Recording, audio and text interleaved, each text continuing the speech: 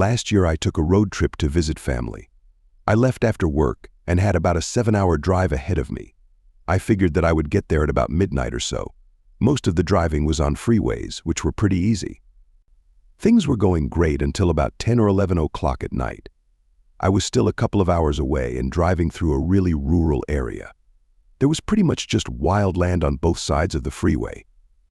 By then, there were only a couple of other cars or trucks on the road. I was following directions on my phone, and I was also listening to music on it through Spotify and Bluetooth. First, I heard the voice from my directions say that there was a road closure up ahead. I realized that I was going to have to take a detour. I was still a couple of miles away, though. I was slightly annoyed, hoping it wouldn't take me too far out of the way. About a minute later, my music stopped playing. I looked and saw that I now had no service. I must have been driving through a dead zone, and I wasn't too surprised. A couple of minutes later, I arrived at the detour. I had to take an exit and then drive down a very quiet, much smaller road. It seemed like I was in the middle of nowhere. When I got on the road, I looked at the directions on my phone. They said that I would be on that road for 3 miles, but shortly after, the map itself stopped working completely. I wasn't getting any signal at all. I kept driving and tried to take the logical route back to the freeway. After a couple of miles, I started looking for left turns. The first one I saw, I took. I figured that this was the road I was supposed to take. This road, much like the last one, was very quiet. I was going much slower now, and it was very dark. After maybe 5 minutes on that road, I thought I saw something up ahead. As I got closer, I slowed down significantly. There were grass fields and woods on both sides of the narrow road. But in the middle of it, up ahead, was a giant branch. It looked like a tree branch that had just fallen off and was covering almost the entire road. The trees weren't really hanging over the road, so it seemed a little bit odd. My car came to a stop, and I figured it wouldn't be too hard to move the branch out of the way. It didn't look very heavy, just big. When my car stopped, I was about to open the door when I saw something. For whatever reason, I looked over to the right. When I did, I saw a man emerging from the woods about 30 feet away. He was walking towards my car. I had a really bad feeling, like I needed to get out of there ASAP. I put my car in reverse and then made a U-turn. I sped out of there and got back to the previous road. I drove on that road for probably 20 minutes until I had some service. When I did, I called the non-emergency number of the police and let them know about the guy. All in all, I got delayed by probably an hour, but I did make it back safely. I will never forget seeing that guy come out of the woods.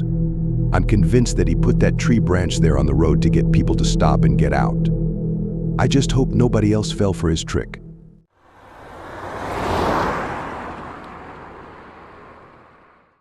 I took a road trip a few months ago. I was by myself, and this story takes place when I was driving back home. It had been a long day of driving, and it was late at night.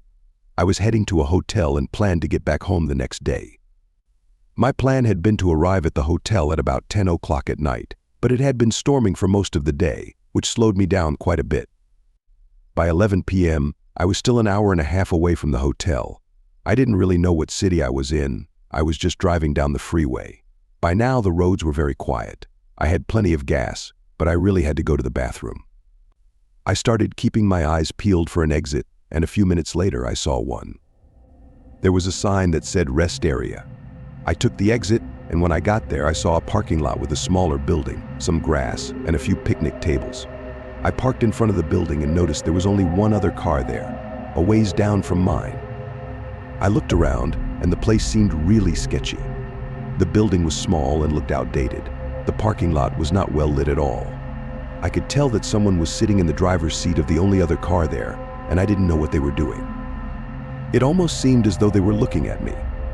I was strongly considering not using the bathroom there and driving to another place, but after debating for a few moments, I decided to just go inside. My mind was probably making more of this just because of how things looked. I opened my door and got out. I walked up the sidewalk to the building. As I opened the door, I heard the guy get out of the car in the parking lot. I cringed when I heard this. I just had a bad feeling about it, but it was too late to go back to my car now. I walked inside to the bathrooms, which were just to the left.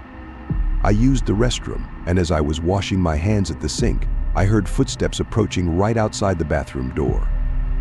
I expected the guy to enter, but the footsteps seemed to stop right outside. It seemed as though the man was standing right on the other side of the door. I didn't leave. Instead, I walked back and went inside one of the stalls. There were about 4 or 5 stalls, and I went into the second one. I closed and locked the stall door. About 30 seconds later, the man entered the bathroom. When he got inside, he walked right over to my stall and tried to open it. I was really creeped out. There were 4 other open stalls, and this guy was trying to get into mine. What a weirdo. After trying to open the stall, he didn't say anything. He just stood there, right outside the door. I could kind of see him through the slim crack. I wanted to just get out of there. I grabbed some toilet paper, a big wad of it. I compressed it into a ball and tossed it over the top of the bathroom stall into one of the other ones to the right. Right as I did so, I burst open the door, which pushed the man back. I was able to get past him, but didn't get far before he started chasing after me. Luckily, I had created just enough of a distraction to get past. When I made it out of the building, he was maybe 15 feet behind me. I ran to my car and got inside. I shut the door moments before he arrived and tried to open it. I locked my door, then started my engine and drove off. When I got back to the road, the guy didn't bother to drive after me, which I was glad to see. Of course, I had to call the police and let them know what had happened. I didn't want somebody else to pull into the rest stop and be targeted by that guy like I was. Hopefully, they found him before he left, but I never heard if they did or not.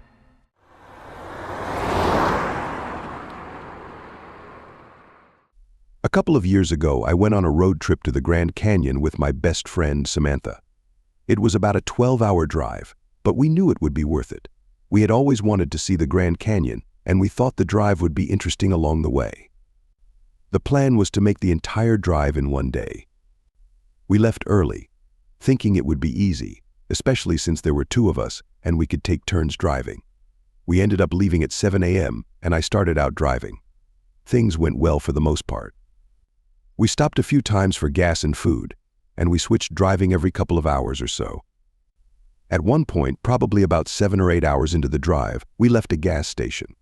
Not long after, Samantha said that the car behind us was following us. I had just switched to driving and was unaware of this. When I was in the passenger seat, I was on my phone and wasn't really paying close attention to our surroundings. I asked how she knew, and she told me that the car had been behind us for a while when she was driving, even changing lanes with us a couple of times. Of course, she wasn't sure, but when we stopped and the car did as well. And then when we left, the car left at the same time, she thought it was really suspicious. I said maybe it was just a coincidence, and we agreed that it could be. I looked at the car in the mirror as I drove. It was a white 4-door sedan, pretty average looking. I couldn't make out who was driving or anything like that. I stayed in the right lane most of the time, and the car stayed behind us. We mostly ignored it, and none of us were 100% sure if we were being followed, but it did seem a little strange. About an hour went by and the car was still behind us. I had switched lanes a few times to pass slower cars and things like that, and I also kind of forgot about the car behind us, but when I remembered again, I noticed it was still there. It was a decent distance back. It wasn't like it was right on our bumper. Samantha told me to take the next exit, and we would see once and for all if the car was following us for some reason. About 5 minutes later, the next exit came up, and I took it. The car behind us did as well. We were now starting to panic. I wasn't sure what to do. I drove down the road for a while, and then Samantha told me to take the next right. When I did, the car behind us did too. Then I started to take random turns left and right. Whatever I did, the car did as well. I had no clue what city we were even in. It wasn't quite in the middle of nowhere, but it wasn't very big either. There were a few businesses here and there, and eventually I drove into a neighborhood. I was turning so often that finally the car behind us stopped following. We took a turn, and the car kept going straight. At that point, I looked at our GPS again, and we headed back towards the freeway. We were both so glad that the car stopped following us, and we could finally not worry about it anymore. We made it to the Grand Canyon that night. We stayed in a nearby town in Arizona for 2 nights, and then headed back home. On the day that we were driving back home, probably about midway through the drive, I saw a white car behind us again. Samantha and I joked about the car being back and following us once more. We were 100% joking because we knew how common of a car that was. There was no chance it was the same one, but about 30 minutes went by and the car was still behind us. We needed to get gas and took an exit. When we did, the car followed us. That's when I got a bad feeling again. What if this was the same car? We got to a larger gas station where there were a decent number of other cars. It looked like a popular stop for people making road trips. I drove the car to a gas pump and then got out. We noticed that the white car did not get gas but parked in the parking area. Samantha kept an eye on the car as I pumped the gas. When I was done, I got back inside, and Samantha told me that nobody had gotten out of the car. We both kind of had to use the bathroom and decided to go inside. But as we were walking inside, we heard a car door open and shut behind us. We looked to see a man stepping out of the white car. At the same time, Samantha and I ran back to our car and got inside. We saw the man start to return to his car as well. I got in the driver's seat, started the engine, and then drove out of the parking lot as fast as I could. The white car had a farther distance to go to take the exit that we were taking. The guy had to wait for a semi-truck that was entering, and we were able to get away.